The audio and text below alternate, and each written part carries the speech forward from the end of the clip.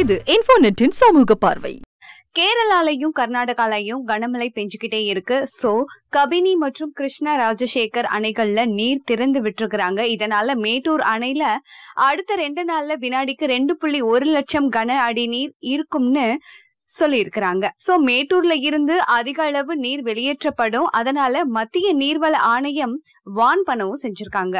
காவிரி கரையோரம் இருக்கிற கிருஷ்ணகிரி, தர்மபுரி, ஈரோடு, நாமக்கல், கரூர், திருச்சி, தஞ்சாவூர், திருவாரூர், நாகப்பட்டினம், அரியலூர்னு 11 மாவட்டங்களுக்கும் புதுச்சேரியில காரைக்கால் மாவட்டத்துக்கும் வெள்ள அபாய எச்சரிக்கையை அறிவிச்சிருக்கிறாங்க.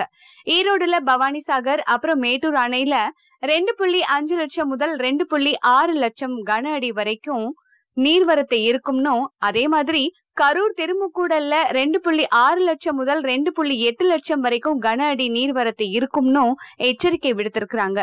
அதனால எல்லா மக்களும் முன்னெச்சரிக்கையா இருக்கணும் அப்படின்னு அறிவிச்சிருக்கிறாங்க. பலருக்கும் உதவி தேவைப்படக்கூடிய இந்த சூழ்நிலையில இந்த தகவலை நீங்க லைக் பண்ணி ஷேர் பண்ணுங்க. உங்களுடைய எண்ணங்களை நம்மளுடைய கமெண்ட் பகுதியில பதிவிடுங்க.